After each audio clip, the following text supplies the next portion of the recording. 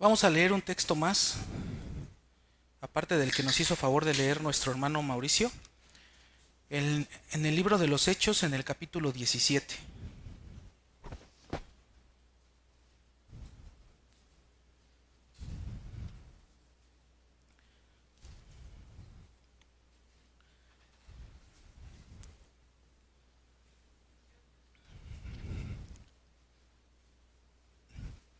Capítulo 17 del libro de los Hechos.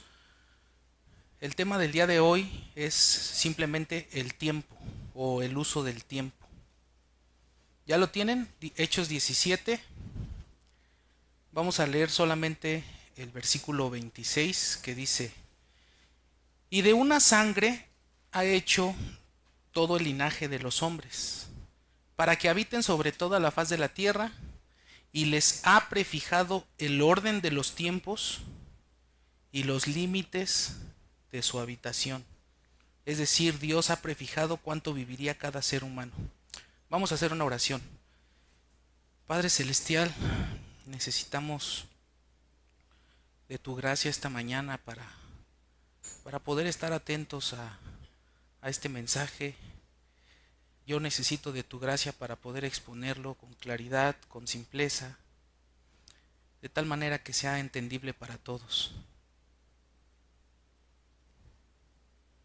Te pedimos, Padre, que nos bendigas por medio de este sermón, que nos ayudes a entender esta doctrina tan importante que es el uso de nuestro tiempo, que saliendo de aquí aprendamos algo valioso, que es cómo glorificarte utilizando correctamente este tiempo que nos has dado en esta tierra.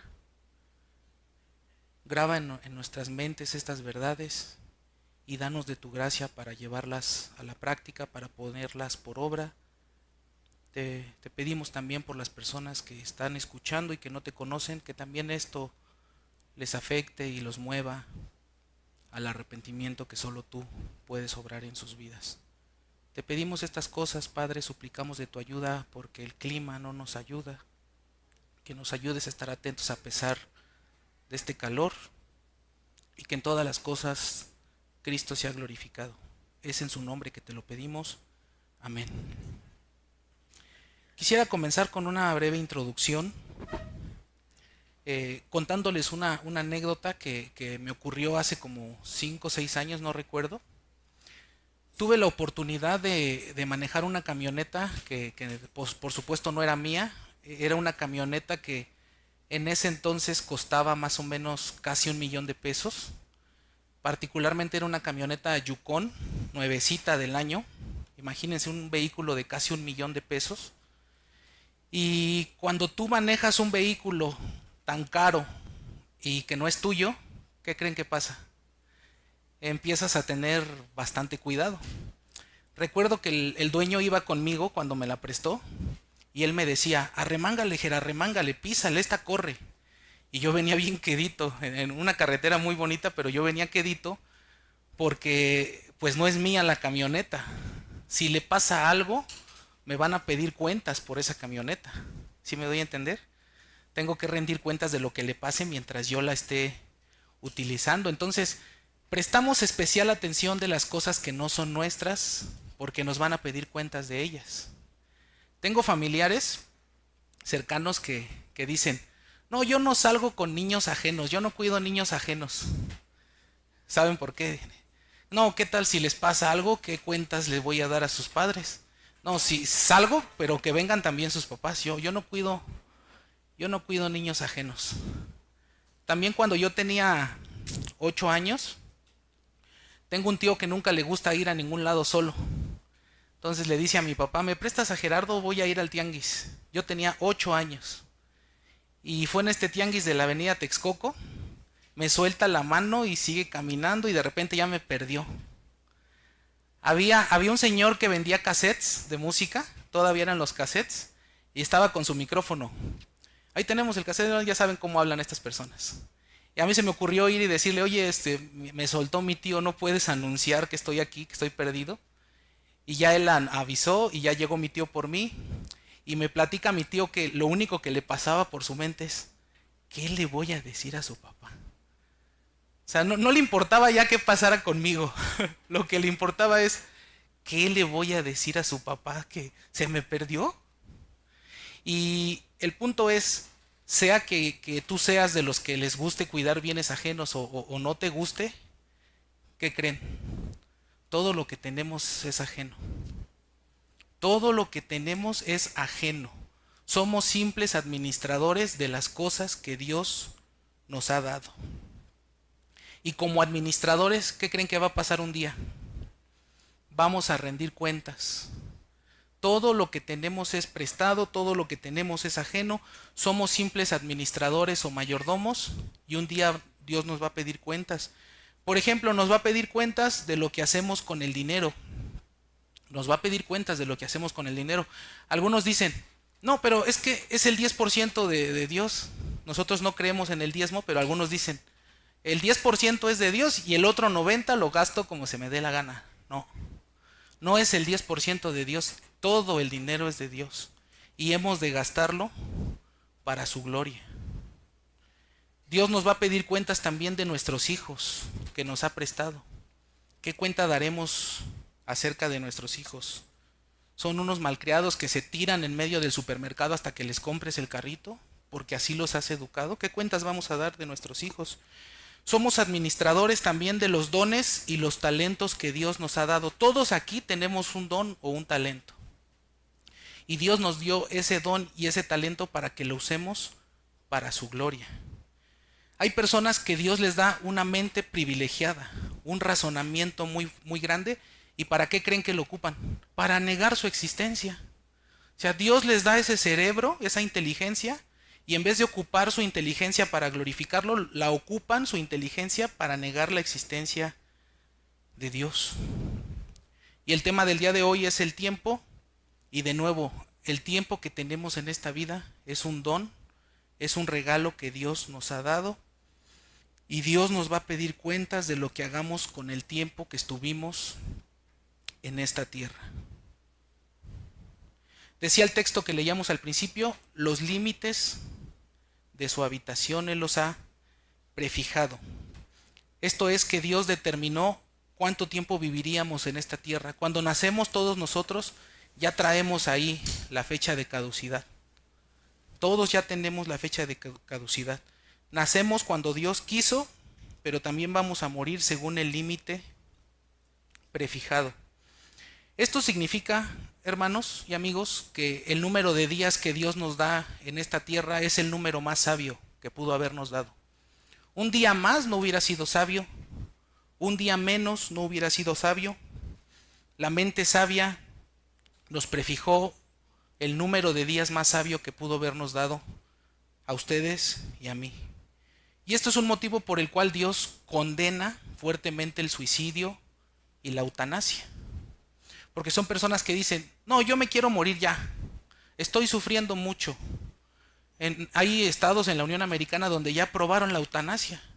Y los hijos dicen, es que yo no lo quiero ver sufriendo con esclerosis múltiple, mejor denle una pastillita ya que se muera.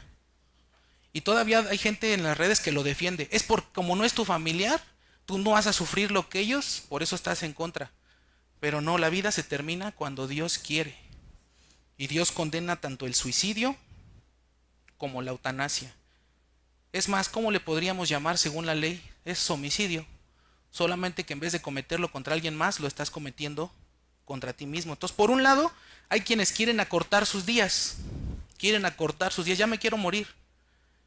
Y por otro lado, hay quienes dicen, pierden un familiar joven, un familiar niño, en la niñez pierden un familiar. Es que, ¿por qué te lo llevaste tan pronto? Dicen. Estaba muy chico, te lo llevaste anticipadamente, murió prematuramente, dicen. O otros dicen, es que tenía toda una vida por delante, era un joven brillante, tenía un futuro por delante. No es cierto, ya no tenía ningún futuro por delante. Llegó el límite de su existencia que Dios le había prefijado. Hasta ahí llegó porque Dios había señalado ese límite. Entonces, el número de nuestros días nos fue dado por Dios y Dios nos va a pedir cuentas de qué hicimos con este tiempo. Y lo sigo diciendo, nadie vive poco tiempo y nadie vive mucho tiempo. Vivimos la medida justa que la mente sabia quiso darnos de tiempo. Hace como 6 años fuimos al funeral de la suegra de nuestro hermano Jonathan. Y en medio del funeral Jonathan salió a recorrer este cementerio, Jardines del Oriente, y se topó con una tumba. No sé si recuerdan esa anécdota que el pastor Moisés después la platicó. En la misma tumba, un bebé que había muerto a los pocos días. Y en esa misma tumba, un hombre que había vivido casi 100 años. En la misma tumba. Y algunos pueden decir, es que este vivió muy poco y el otro vivió mucho. Nadie vivió ni poco ni mucho. Vivieron la medida justa de la vida que Dios les quiso dar. También Dios determinó el número de días que vivieron sus siervos en la antigüedad. Dios determinó cuánto viviría Adán, cuánto viviría Noé, cuánto viviría Abraham, cuánto viviría Moisés. Incluso Dios determinó cuánto viviría nuestro Señor Jesucristo, su propia existencia encarnada en la segunda persona de la eternidad. Dios determinó los días de nuestro Señor Jesucristo en esta tierra. Por favor, vamos al capítulo 7 de Juan.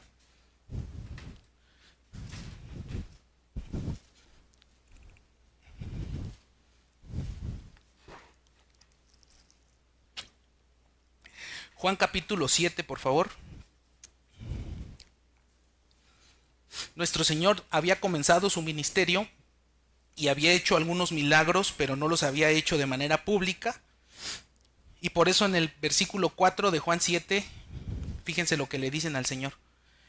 Porque ninguno que procura darse a conocer, es decir, nadie que quiere ser famoso, que quiere darse a conocer, que quiere dar a conocer su obra, Juan 7:4, porque ninguno que procura darse a conocer hace algo en secreto. Si estas cosas haces, es decir, si haces estos milagros, manifiéstate al mundo, o sea, hazlos de manera pública. ¿Por qué? Porque ni aun sus hermanos creían en él. Versículo 6, entonces Jesús les dijo, mi tiempo aún no ha llegado. ¿Se dan cuenta? Ya tenía una hora prefijada nuestro Señor y dice, todavía no llega, mas vuestro tiempo siempre está presto. Salten hasta el versículo 30. Entonces procuraban prenderle, procuraban agarrarlo, pero ninguno le echó mano. ¿Por qué? Porque aún no había llegado su hora. Dios determinó cuánto viviríamos nosotros y también Dios determinó cuánto viviría nuestro Señor Jesucristo. Nosotros acostumbramos a celebrar nuestros cumpleaños y vamos agregando velitas al pastel. Cada año le vamos agregando una vela. Llega el momento de nuestra edad donde ya no cabrían tantas velas en el pastel. Y vamos sumando días al calendario y nos vamos sumando años a nuestras vidas, pero la realidad es que es todo lo contrario. Vamos restando. No es un día más, no es un año más, es un día menos. Imagínense que ustedes ya supieran cuántos años van a vivir. Tienen un pastel, 72 velitas, 72 años. Y cada año en vez de sumar una velita, la van quitando. Ya me queda un año menos. Y al siguiente año le quitan otra velita. Ya me queda otro año menos. No vamos agregando días ni años, vamos restando años.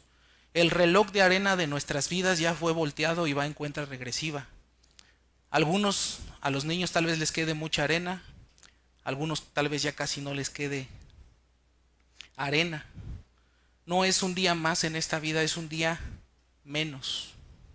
Hasta estas personas que practican el coaching, que por lo general dicen puras tonterías, a veces enseñan esto, que cada día es un día menos.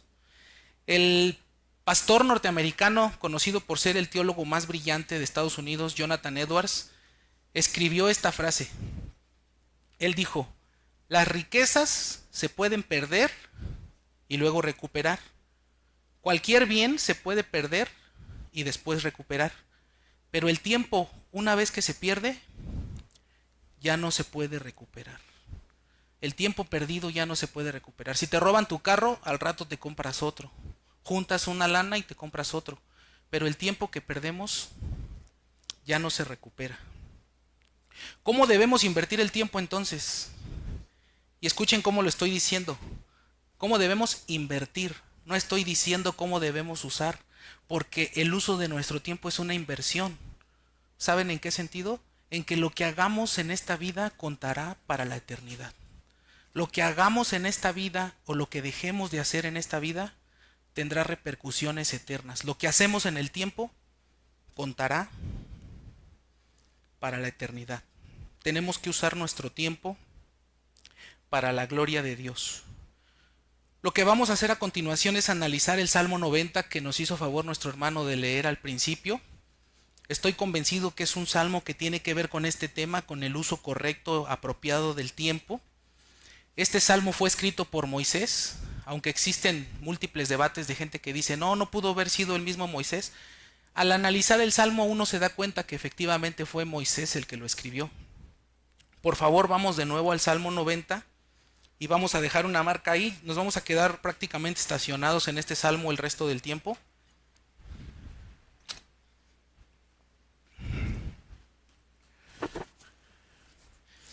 Vamos a ir analizando versículo por versículo este salmo. Estoy convencido que es un salmo que trata del tiempo y para Moisés el tiempo fue algo muy importante. Para Moisés el tiempo fue algo importante. Podemos dividir la vida de Moisés en 3 periodos de tiempo distintos. ¿Saben cuánto vivió Moisés? Moisés vivió 120 años. Y podemos dividir la vida de Moisés en 3 periodos de 40 años. Seguramente la mayoría de ustedes conoce la historia. Los primeros 40 años, Moisés vivió como un junior en el palacio. Tenía su departamento en la Condesa. Vivió como un junior, vivió en el palacio siendo criado por su madre. Se escucha raro, pero fue criado de manera providencial. Si se acuerdan de la historia, su madre lo pone en una cesta, lo manda en el río, lo encuentra una princesa egipcia, le dan el consejo, oye, pero que lo críe mejor una hebrea.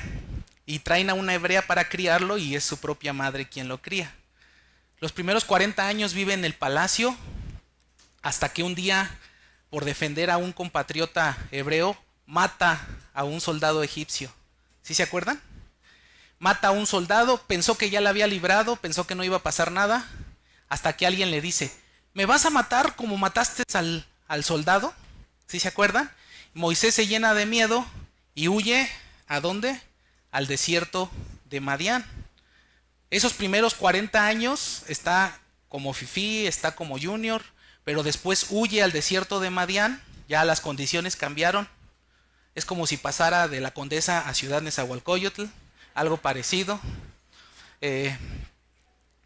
Y llegando al desierto de Madián, un grupo de malhechores está tratando de enfrentar a un grupo de pastoras. Moisés las defiende, se gana el favor del padre de estas pastoras. ¿Se acuerdan cómo se llama? Estoy hablando de Jetro. Y Moisés termina casándose con la hija mayor de Jetro. Ahí tiene a sus 2 primeros hijos. Esos son los segundos 40 años en la vida de Moisés. Casi al final de estos 40 años, Moisés sube al monte Sinaí y ustedes saben lo que pasó ahí. Dios se le manifestó, tiene un encuentro con Dios por medio de una zarza que ardía pero no se consumía. Conocemos perfectamente bien la historia, incluso los que no la han leído, seguramente han visto la película, siempre en el mes de abril la pasan, de los 10 mandamientos. Quita las sandalias de tus pies, le dicen a Moisés, porque el lugar que estás pisando es santo. Y ahí comienzan los últimos 40 años de su vida. Los 40 años más relevantes de su vida, más importantes de su vida.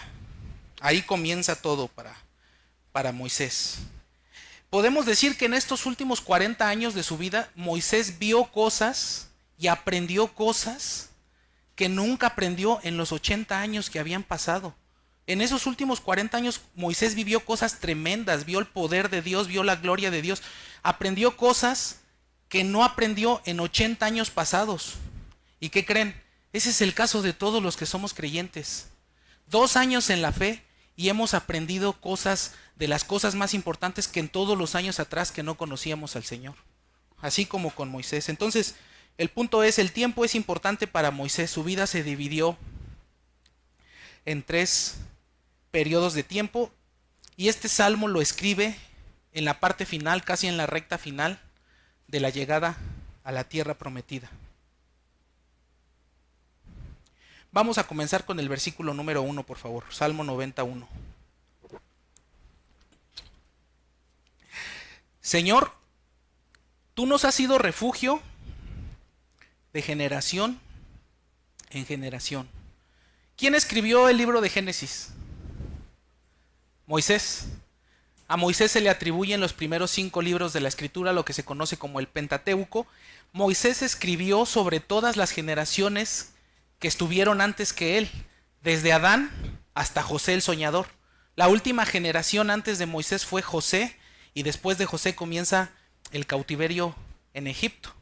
Moisés conoció a todas estas generaciones desde Adán, Noé, Abraham, Isaac, los patriarcas. Él conocía porque él escribió todas estas generaciones, él escribió las genealogías, fue Moisés, y él está diciendo, tú nos has sido refugio de generación tras generación tras generación. Lo que está diciendo Moisés es, no eres solamente un refugio para los del pasado, porque dejarías sin esperanza a los del presente. Y no eres un refugio para los del presente porque dejarías sin esperanzas a los del futuro. Eres un refugio, eres seguro de generación en generación. Moisés está reconociendo, no son los ejércitos nuestro refugio, no son las murallas de la ciudad nuestro refugio, no es el templo nuestro refugio, es el Señor nuestro refugio. Esta palabra que traduce la versión 60 como refugio, en otras partes del Antiguo Testamento se traduce como morada. Tú eres el lugar seguro, tú eres la morada. De generación en generación. Vemos cómo desde el primer versículo el Salmo trata del tiempo. Está hablando del tiempo, de las generaciones. Ahora, en los siguientes versículos, lo que Dios va a hacer, lo que el salmista va a hacer, por medio de la inspiración divina, va a ser hacer un contraste entre la eternidad de Dios y la temporalidad del hombre. Eso es lo que sigue en los siguientes versículos. Un contraste entre la eternidad de Dios y la transitoriedad o la temporalidad del hombre. Vamos a analizarlo. Versículo 2. Antes que naciesen los montes y formases la tierra y el mundo, desde el siglo y hasta el siglo, tú eres Dios. Antes de que naciesen los montes. ¿En dónde se le apareció por primer lugar Dios a Moisés? En un monte. ¿Dónde le dio las tablas de la ley Dios a Moisés? En un monte. Moisés estaba familiarizado con los montes. Seguramente, camino a la tierra prometida, Moisés vio aquellos pasajes montañosos y dijo, su meditación, ¿no? Antes de que esos montes estuvieran ahí, tú ya eras Dios. Y todavía agrega, no, antes de los montes no. Antes de que la tierra, de que el mundo fuere creado, desde el siglo y hasta el siglo, tú eres Dios. En pocas palabras, lo que Moisés está diciendo es, tú eres eterno.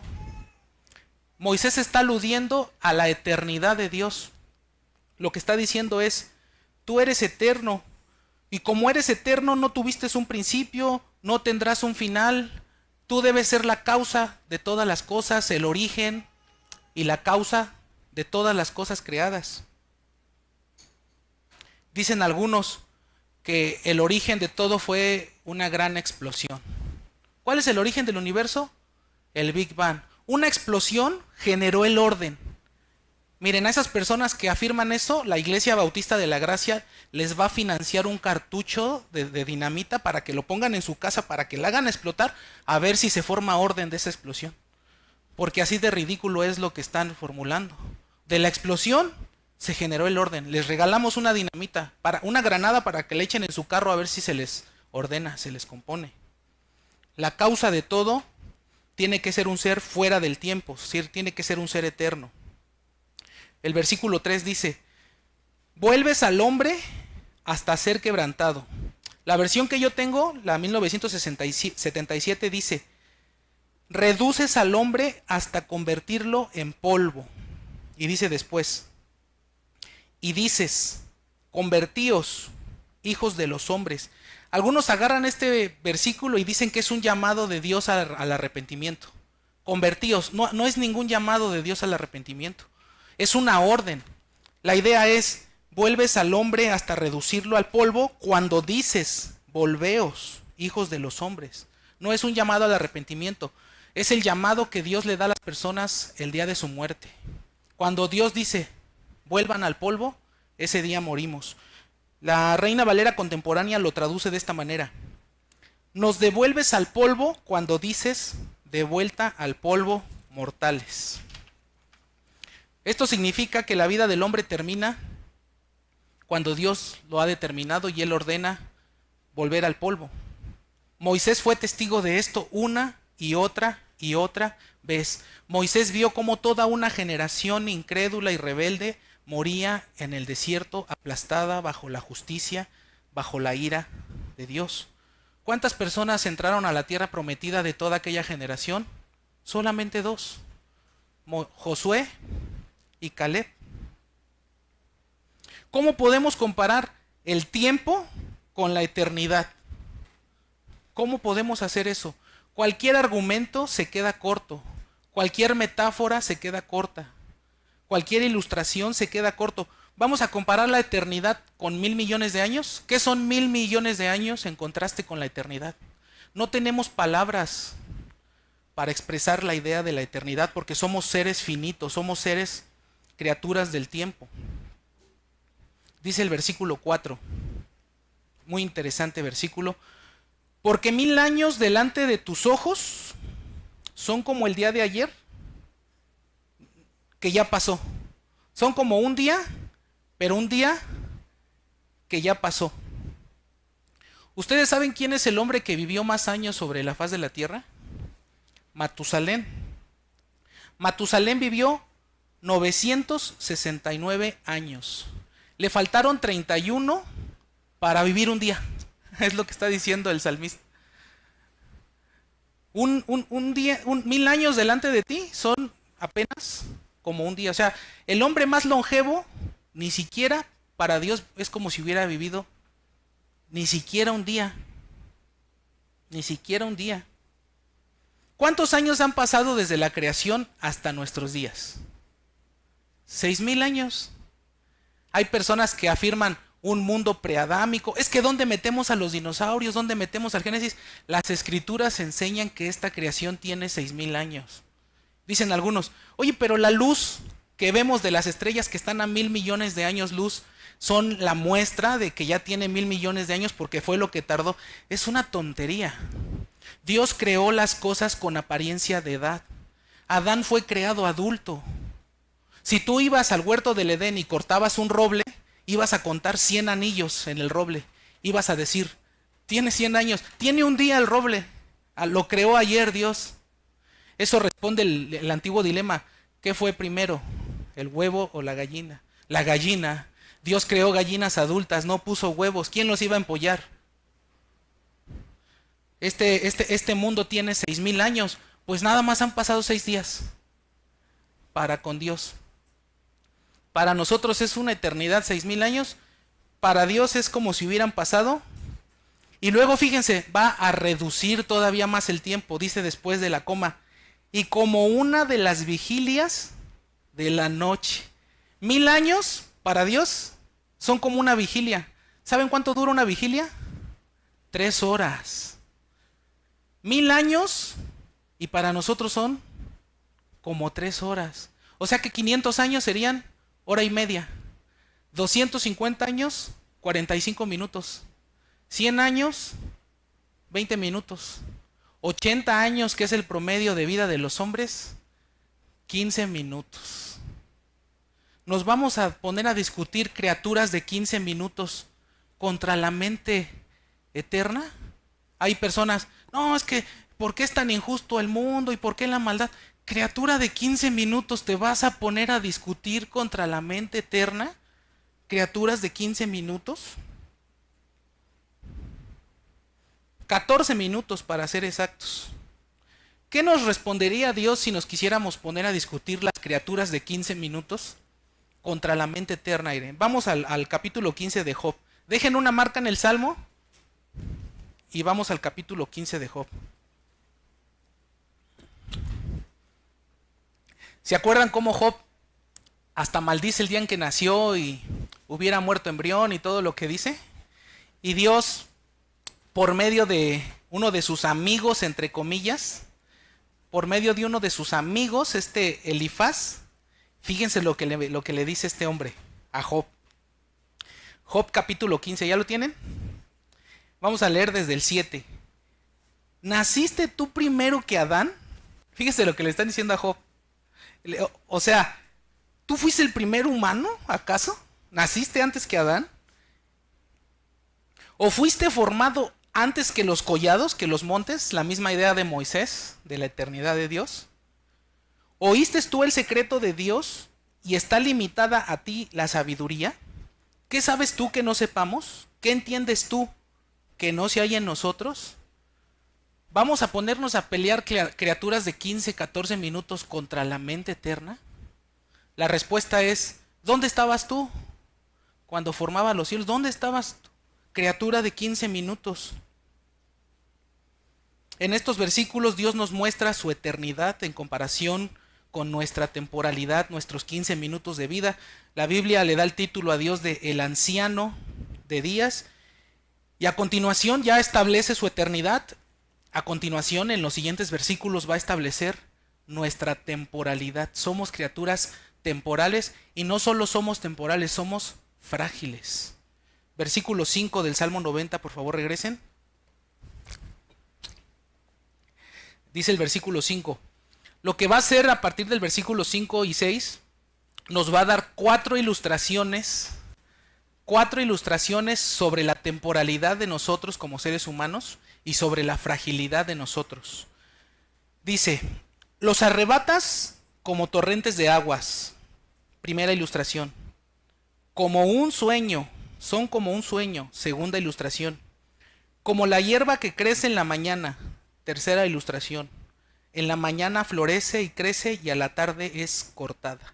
Cuatro ilustraciones para ilustrar, valga la redundancia, nuestra temporalidad. La primera, los arrebatas como torrentes de agua. Un torrente es un río con una corriente muy fuerte. Es algo violento, nuestra vida es algo rápido, transitorio, violento. Recuerdo estar en un río que se llama el río Cazones, y se nos salió una chancla, no me acuerdo si fue la mía o la de Amelie, y estamos buscando la chancla, y cuando volteamos, y ya iba hasta allá la chancla. Así son los torrentes de agua, en un momento, pum, se llevan las cosas. Es lo que está ilustrando, así es la vida del hombre, algo fugaz, algo violento.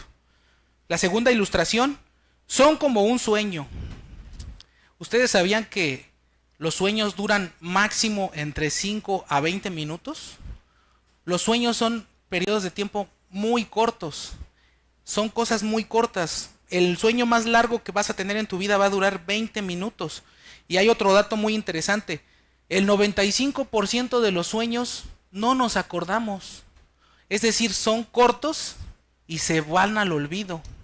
Y ese 5% que nos acordamos, ¿qué creen que son? Puras ilusiones. No se han despertado. Híjole, ¿cómo soñé esto? ¿Qué es? Soñé que daba un brinco y llegaba hasta la azotea. Soñé que estaba volando. Son ilusiones. Entonces así es la vida del hombre. Es pequeña como un sueño. Seremos olvidados como un sueño. Y son puras ilusiones. La vida sin Dios es una ilusión.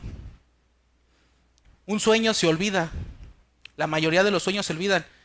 ¿Qué creen, hermanos? Nuestras tumbas de ustedes y la mía, un día va a ser una tumba olvidada. Nuestras tumbas un día van a ser tumbas olvidadas. Voy a poner este ejemplo. A lo mejor cuando moramos, nuestros hijos van a vernos ahí de vez en cuando. Pero nuestros nietos nos irán a ver al cementerio. Probablemente. Pero nuestros bisnietos, yo no sé dónde están enterados mis bisabuelos. Los tatarabuelos menos. Un día vamos a hacer una simple tumba olvidada. Hemos visto tianguis de chácharas. Está el bultecito con las cenizas ahí de alguien. Es que quién sabe quién eran. Ahí las tenía mi papá y luego ya las tiré a la basura. Así nos va a pasar. Somos como un sueño. Se van a olvidar de nosotros y somos algo transitorio. La tercera ilustración.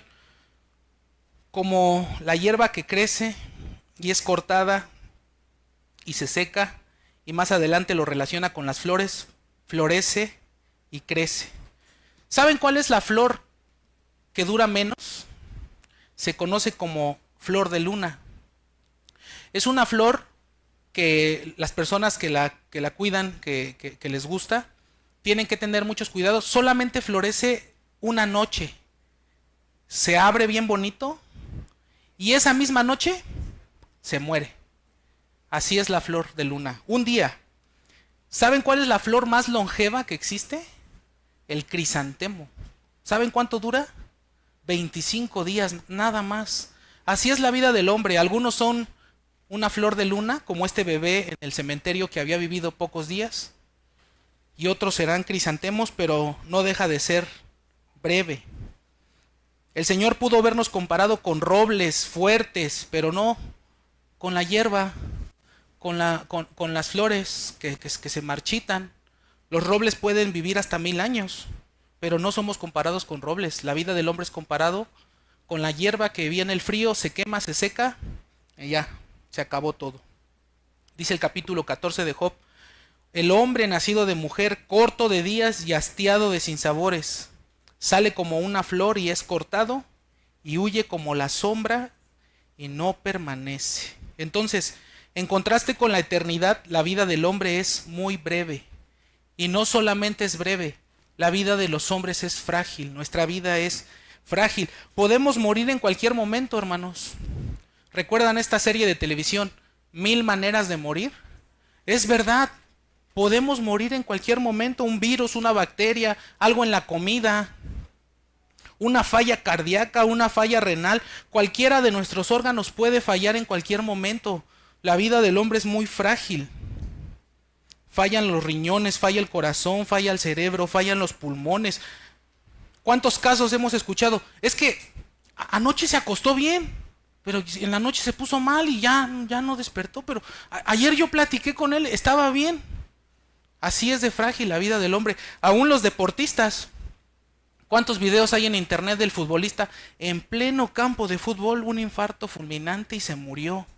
La vida del hombre es frágil, somos frágiles. Deberíamos de tener una etiqueta como los paquetes en FedEx con una copita frágil, porque así es la vida del hombre, somos frágiles. Y aparte de que somos frágiles y transitorios, el tiempo pasa volando delante de nuestros ojos. Los que son padres, díganme si no es verdad. Ayer le cambiaban el pañal a sus hijos y hoy sus hijos ya son adultos y ya tienen sus propios hijos. El tiempo pasa volando. Podemos ver sus efectos y a veces no nos gustan. Nos vemos al espejo y vemos cómo el tiempo, combinado con la gravedad, ya está haciendo sus efectos. En el caso de algunos, nos está avanzando la frente hacia la cabeza. Se nos está cayendo el pelo. Otra forma de ver la temporalidad y cómo el tiempo pasa volando. Pónganse a ver sus álbumes de fotos con sus fotos viejas. Tenía hasta el pelo chino, mírame. ¿No es verdad que el tiempo pasa volando? Dice el versículo 7. Primero establece entonces el salmista la eternidad de Dios en contraste con la temporalidad del hombre. Y ahora en el versículo 7 dice: porque con tu furor somos consumidos y con tu ira somos turbados. Pusiste nuestras maldades delante de ti, es decir, nuestros pecados llegaron hasta tu presencia, nuestros yerros a la luz de tu rostro. Aquí yerros es nuestros pecados secretos, los sacaste a la luz. Y dice el 9, porque todos nuestros días declinan, es decir, nuestros días se acaban, van al ocaso. ¿Por qué acaban nuestros días? A causa de tu ira. Acabamos nuestros años como un pensamiento. Del versículo 7 al versículo 9 se establece la causa de muerte. ¿Cuál es la causa de muerte de todos los hombres? ¿Cuál fue la causa de muerte de toda esa generación incrédula y contradictoria en el desierto? Su pecado. La causa de muerte es el pecado. Todos nosotros un día vamos a tener un acta de defunción. ¿Sí o no? Y nuestra acta de defunción al principio te pide 2 datos: hora de la muerte y causa de la muerte, ¿sí o no? ¿Alguna vez han visto un acta de defunción? Algunos ponen en causa de la muerte accidente de tránsito, falla cardíaca, hasta hay una que se llama muerte natural. Muerte natural. hora de la muerte, causa de la muerte. Lo que esta acta debería de decir es hora de la muerte cuando le fue determinada por Dios. Causa de la muerte, su pecado. El pecado es el que trajo la muerte. Adán murió a causa de su pecado. Todo el mundo antediluviano, ¿cómo murieron? Ahogados. No los mató el agua, los mató su pecado. A los antediluvianos los mató su pecado. A los de Sodoma y Gomorra no los mató la ceniza, los mató su pecado. El pecado es la causa de muerte. En los antediluvianos murieron jóvenes, murieron niños, murieron mujeres, seguramente había embarazadas, muertos a causa del pecado. El pecado los mató. No los mató la ceniza a los de Sodoma, los mató el pecado. El pecado es la causa de muerte, por eso dice el texto. Porque todos nuestros días declinan, se terminan a causa de tu ira. Porque con tu furor somos consumidos. Aún los creyentes pueden morir prematuramente a causa del pecado. Los creyentes podemos morir prematuramente por causa del pecado. Ustedes recuerdan el caso de Ananías y Zafira y estos debates innecesarios, interminables. Es que no eran creyentes, eran creyentes. Su muerte fue la disciplina de Dios. Es lo que dice Pablo en otra parte sobre tomar la cena del Señor de manera indigna. Algunos están enfermos, otros debilitados y otros duermen. Es decir, hay personas que murieron, creyentes que murieron como una disciplina de Dios a causa del pecado. Lo que nos enseñan estos versículos del 7 al 9 es que no podemos separar el pecado de sus consecuencias. No debemos separar el pecado de sus consecuencias. El pecado siempre trae consecuencias, siempre. Nosotros como creyentes a veces cometemos pecados pequeños, medianos o pecadotes. Ya pasó una semana y no pasó nada. Ya la libré. No la libramos. El pecado siempre trae consecuencias, aún en el caso de los creyentes. Este versículo entonces del 7 al 9, estos versículos nos enseñan la causa de la muerte y la causa por la cual la ira de Dios viene. Porque con tu furor somos consumidos y con tu ira somos turbados. Y de nuevo Moisés fue testigo de esto. Él vio cómo gente fue consumida a causa de su pecado. Dice el versículo 10: los días de nuestra edad son 70 años, y si en los más robustos son 80 años, con todo, su fortaleza es molestia y trabajo, porque pronto pasan y volamos. Aquí Moisés no está estableciendo un promedio de vida de las personas, porque Moisés mismo ya tenía más de 100 años cuando escribió esto. Lo que está diciendo es, aunque vivan 70, aunque vivan 80, no es nada, son tus 15 minutos apenas. Y con todo esto dice, su fortaleza es molestia y trabajo. Es un eco de lo que el autor de Eclesiastés iba a escribir más adelante. Es vanidad de vanidades esta vida bajo el sol y pura aflicción de espíritu. Y finalmente llegamos al versículo crucial de nuestro salmo, al versículo 11 y 12. Esta es la parte central en el tema del tiempo. Dice el versículo 11, ¿quién conoce el poder de tu ira y tu indignación según que debe ser temido? ¿Quién conoce tu ira y tu indignación que te debe producir temor y reverencia? Moisés la conocía. Moisés conocía el poder de su ira, fue testigo una y otra vez del poder de la ira y de la indignación de Dios. Primero fue testigo con el faraón y sus carros. ¿Se acuerdan lo que pasó? El mar se abrió, pasaron los israelitas, y cuando los carros del faraón entraron, el mar se cerró y los mató. Ahí Moisés está siendo testigo del poder de la ira de Dios y de su indignación. Y después fue testigo de esto los 40 años que guió a esta nación rebelde y contradictoria. Él fue testigo de esto. Dice Pablo, porque la ira de Dios se revela desde el cielo contra toda impiedad e injusticia de los hombres que detienen con injusticia la verdad. ¿Cómo se revela la ira de Dios desde el cielo? Muchas formas, catástrofes naturales, tsunamis, pero cuando un hombre muere, se ha revelado la ira de Dios desde el cielo. porque la ira de Dios se revela desde el cielo.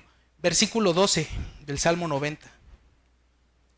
Enséñanos de tal modo a contar nuestros días que traigamos al corazón sabiduría. Aquí está la parte central de nuestro tema. Esta es la petición de Moisés más importante de todo el Salmo. Enséñanos a contar nuestros días. Hay un pastor carismático que lo parafraseó. Enséñanos a que nuestros días cuenten. Está mal. Eso no es. Lo que Moisés está pidiendo aquí es, enséñanos a considerar que lo que hagamos con nuestros días contará en la eternidad. Enséñanos a considerar, a contar nuestros días. Lo que Moisés está pidiendo es, enséñanos a vivir a la luz de todo lo que ya platicó en los versículos anteriores, de todo lo que ya escribió. Enséñanos a vivir considerando que Dios es un Dios santo y que aborrece el pecado y que juzgará el pecado. Enséñanos a vivir entendiendo que el pecado trae consecuencias, que aún el pecado de los creyentes traerá consecuencias. Enséñanos a vivir considerando la brevedad de la vida, es lo que está pidiendo Moisés. Enséñanos a vivir así, considerando que mañana podemos morir. Enséñanos a vivir a la luz de que en cualquier momento nos puedes llamar a juicio, a pedir cuentas. La Reina Valera actualizada traduce este versículo. Enséñanos a entender la brevedad de la vida para que entre al corazón sabiduría. Ese es nuestro tema. Hay que pedirle a Dios que nos enseñe esto, que nos enseñe a considerar el poco tiempo que estaremos aquí, que nos enseñe a considerar que Dios es justo y que Dios está irado contra el pecado, que nos enseñe a considerar lo breve de la vida, lo frágil de la vida, que nos enseñe a considerar que vivamos con la conciencia de que un día Dios nos va a llamar a cuentas. La siguiente parte del Salmo, a partir del versículo 13, es una petición por misericordia. Vamos al versículo 13, por favor. Aquí es una oración por misericordia, dice la Escritura. Vuélvete, oh Jehová, ¿hasta cuándo? Y aplácate para con tus siervos, es decir, aplaca tu ira. De mañana sácianos de tu misericordia y cantaremos y nos alegraremos todos nuestros días. Alégranos conforme a los días que nos afligiste, es decir, si nos afligiste 40 años, ahora alégranos conforme a esos 40 años. Y a los años que vimos el mal.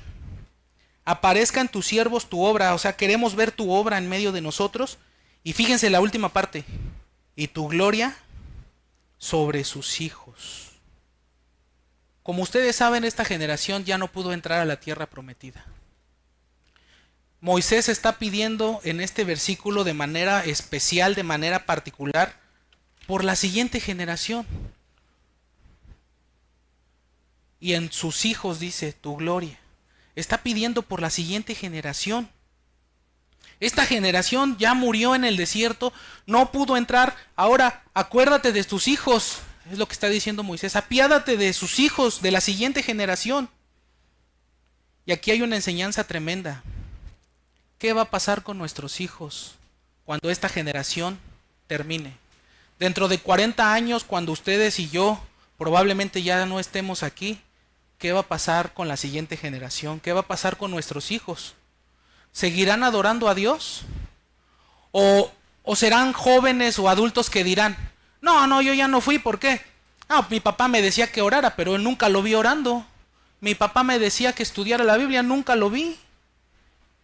Está pidiendo misericordia para con sus hijos. Ellos ya murieron en el desierto. Ten misericordia de sus hijos. Que sus hijos ahora vean tu gloria.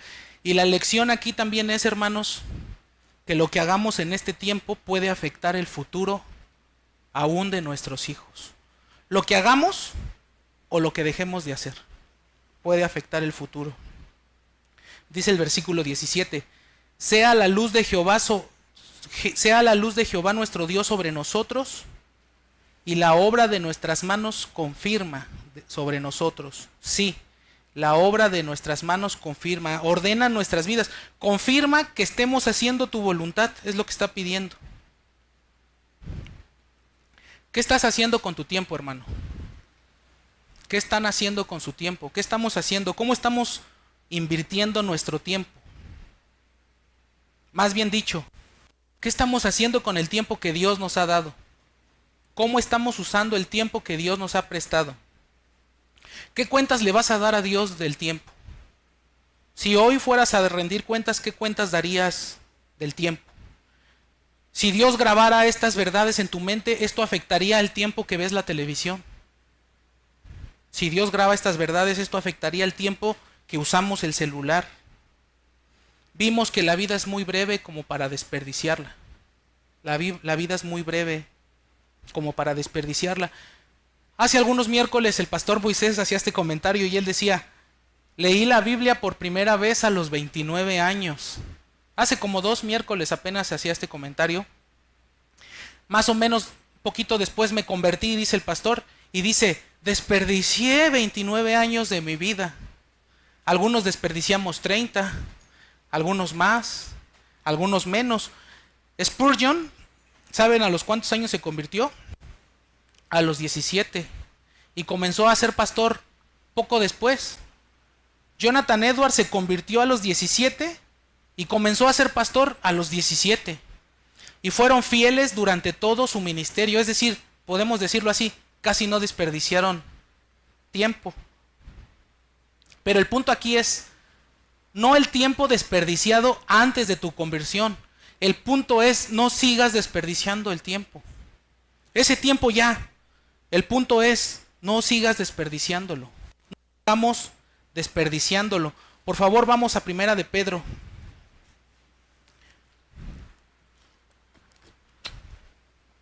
Primera de Pedro 4. Ya casi estamos por concluir.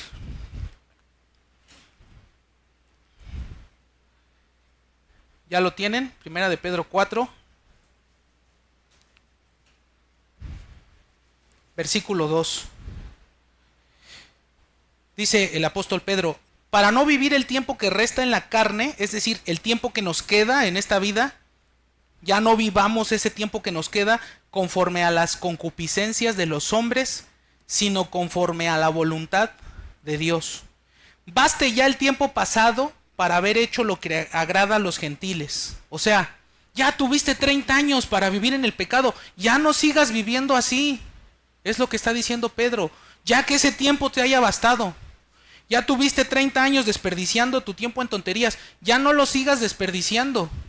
Es lo que está diciendo el apóstol Pedro. Es en el tiempo donde Dios nos da oportunidades. Dios nos va a dar oportunidades en el tiempo. Los propósitos de Dios se cumplen en el tiempo. El tiempo es una herramienta en las manos de Dios. Y en el tiempo se nos van a presentar oportunidades. Por favor, vamos a Efesios 5. ¿Me regalan más agua? Mejor déjame ese. No. Efesios 5, por favor. Seguramente el texto más clásico sobre este tema del uso del tiempo. Efesios 5, ¿ya lo tienen? Vamos a leer desde el versículo 15. Mirad pues con diligencia cómo andéis, no como necios, sino como sabios, aprovechando bien, ¿qué? Aprovechando bien el tiempo, porque los días son malos. Si alguien tiene otra versión, hay una versión que lo traduce redimiendo el tiempo. Traduce aprovechando el tiempo como redimiendo. La palabra griega aquí es la palabra exagorazo. Y esta palabra exagorazo es pagando, pagar un rescate. Y la palabra tiempo, en este versículo, hay 2 palabras griegas para tiempo en el Nuevo Testamento. Una es cronos, que tiene que ver con el pasar de los días, con el reloj, con el cronómetro, con las horas. Y la otra palabra es kairos. La palabra kairos es tiempo señalado, literalmente, es una oportunidad. Lo que está diciendo el apóstol Pablo es: aprovechen las oportunidades que tienen en el tiempo porque no van a volver.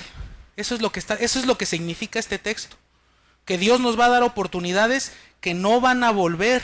Esta palabra kairos se utilizaba como cuando había una gran oferta en el mercado, que si no comprabas esa oferta, aprovechabas, te la ganaban. A eso se refiere, son oportunidades. Aprovechen las oportunidades porque ya no van a volver. Redímanlas, ¿Se acuerdan qué significa la palabra redimir? Pagar un rescate. Rescaten esas oportunidades. Voy a dar algunos ejemplos porque sé que la idea no es tan clara. Los que tienen hijos pequeños, los que tenemos hijos pequeños, no desperdician el tiempo de disciplinarlos, de criarlos conforme a la voluntad de Dios. Yo escucho padres, yo puedo criar bien a mi hijo de 18 y enseñarle, ya no puedes, ya no se puede. Dicen los proverbios, entre tanto hay esperanza, instruye al niño en su camino. Hay una edad de la crianza y si la desperdiciamos, esa edad ya no va a volver. Es una oportunidad que no va a regresar. No desperdicies la oportunidad de predicarle el evangelio a tus padres si todavía los tienes. Si Dios te da esa oportunidad, no la desperdicies. Si alguien te ofende, es una oportunidad. Si nos ofenden, es una oportunidad para vencer el mal con el bien, para acumular ascuas de fuego en su cabeza, dice la Escritura. Hay que rescatar las oportunidades porque no van a volver. Por favor, vamos a Juan 9. Juan capítulo 9.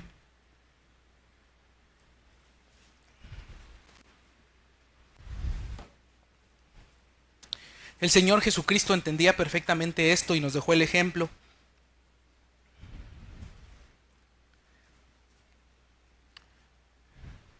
Juan 9:4. Nuestro Señor Jesucristo dice, me es necesario hacer las obras del que me envió, entre tanto que el día dura, entre tanto que hay tiempo. La noche viene cuando nadie puede trabajar. El Señor Jesucristo entendió que el tiempo era breve y que le era necesario hacer las obras de su Padre. ¿Estás haciendo las obras de Dios? ¿Estás aprovechando el tiempo que Dios te dio para servirle? ¿Estás sirviendo a Dios en el tiempo que te queda en esta tierra? Y déjenme decirles que algunos piensan, no, pero es que servir a Dios es predicar o el aseo o la limpieza o los libros. Tú puedes servir a Dios en tu trabajo, en tu casa, con tus vecinos, siendo un buen ciudadano. Hay muchas formas de servir a Dios. La Escritura dice que hay una recompensa para los creyentes que fueron fieles. Y estamos convencidos algunos que la mayoría de los creyentes perderán su recompensa. Porque la mayoría de los creyentes desperdician mucho el tiempo. Desperdician mucho el tiempo. Voy a terminar con algunas ilustraciones y unas aplicaciones. Imagínense un carrete de hilo. Un carrete de hilo. Hay unos carretes gigantescos de esas personas que se dedican a confeccionar tela. 100 kilómetros de hilo en un carrete. Ahora imagínense la puntita del carrete, nada más un pedacito, 1 centímetro del hilo. Esa es nuestra vida. Y la eternidad es los otros 100 kilómetros de carrete. ¿Estamos viviendo solo para 1 centímetro? ¿Solo para esta vida? ¿Estamos viviendo para el tiempo presente? ¿Y no estamos viviendo para la eternidad? Eso no es un buen negocio. Hay que vivir para la eternidad. Hay que pedirle al Señor, sella la eternidad en mis ojos. Esa es una oración que hizo Jonathan Edwards. Sella la eternidad en mis ojos. Si tú eres una persona que no se ha comprometido, que no vive su cristianismo en serio, ¿qué vamos a decir nosotros en el día de tu funeral? Vamos a estar algunos hermanos ahí platicando. Pues es que fue una persona que nunca se comprometió. ¿Estará en el cielo? No, pues quién sabe. Vamos a estar rebuscando a ver si encontramos alguna pequeña evidencia para sacarte del infierno. Aunque sea de un cabello, lo agarramos. ¿Qué vamos a decir en tu funeral si eres una persona que nunca se toma su cristianismo en serio? Que nunca se ha querido comprometer. Finalmente, las aplicaciones. En primer lugar, para los creyentes. ¿Qué tenemos que hacer a la luz de todo esto que hemos escuchado? ¿Qué tenemos que hacer a la luz de la brevedad de la vida? A la luz de que rendiremos cuentas de nuestro tiempo. ¿Qué tenemos que hacer a la luz de esto? La respuesta es lo mismo que Moisés hizo. Pedirle a Dios, enséñanos a contar nuestros días de tal manera que traiga sabiduría al corazón. Que Dios nos muestre lo breve de la vida, que Dios nos muestre lo frágil de la vida, que Dios nos muestre que en cualquier momento nos va a pedir cuentas y que nos dé gracia para aprovechar el tiempo. Otra aplicación para los creyentes: hay que arrepentirnos por el tiempo que hemos estado desperdiciando en trivialidades. Hay que reconocerlo y hay que arrepentirnos. Señor, perdóname porque he estado desperdiciando el tiempo. Hay que pedir por arrepentimiento. Hay que pedir gracia en las mañanas. Señor, ayúdame a no desperdiciar este día. Ayúdame a no desperdiciar el día con tonterías. También hay que pedir por oportunidades. Señor, dame la oportunidad de dar testimonio, de evangelizar a alguien. Dame puertas abiertas. Hace un mes hablábamos sobre Apocalipsis. Ábreme la puerta para con mis hijos. Ábreme la puerta para con mis padres. Hay que pedir oportunidades, pero también hay que pedir gracia para que cuando esas oportunidades lleguen, nosotros podamos aprovecharlas. Otra aplicación es: hay que meditar frecuentemente cómo estamos usando el tiempo. Hay que estar meditando en esto. ¿Cómo podemos ser más eficaces en el uso del tiempo? Hay que vivir vidas intencionales. Hay que vivir con la intención de aprovechar el tiempo. Este tema de la gloria de Dios, hay que vivir, hay que usar el tiempo para la gloria de Dios. Encontré esta frase en internet muy interesante de un autor que dice: el tiempo es un regalo de Dios. Lo que hacemos con el tiempo es un regalo que nosotros le damos a Él. Y eso aplica en todas las áreas. El dinero es un regalo de Dios. Lo que hacemos con el dinero es un regalo que nosotros le damos a Él. Es la forma en la que lo adoramos. Es una adoración. Finalmente quisiera dirigir unas palabras a las personas que están en este lugar y que no tienen a Cristo, y seré breve. Ya no te quito más tu tiempo. Quizá tengas cosas más importantes que hacer. Quizás ya estés ansioso porque esto termine.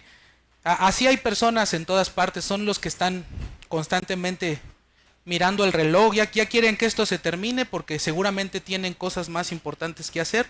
Ya no te quito más tu tiempo, ya casi termino. Algunos, por lo que pasa cuando yo predico, van a llegar incluso a decir: no, es que no me gusta cuando predica este hermano. ¿Por qué? Es que se tarda más de lo normal. Ya se tardó mucho. No, ya no te quito más tu tiempo, sigo diciendo. Y lo que voy a decir es, para las personas que no tienen a Cristo, el tiempo es la oportunidad que Dios nos da a algunos para conocerle y ser perdonados de nuestros pecados.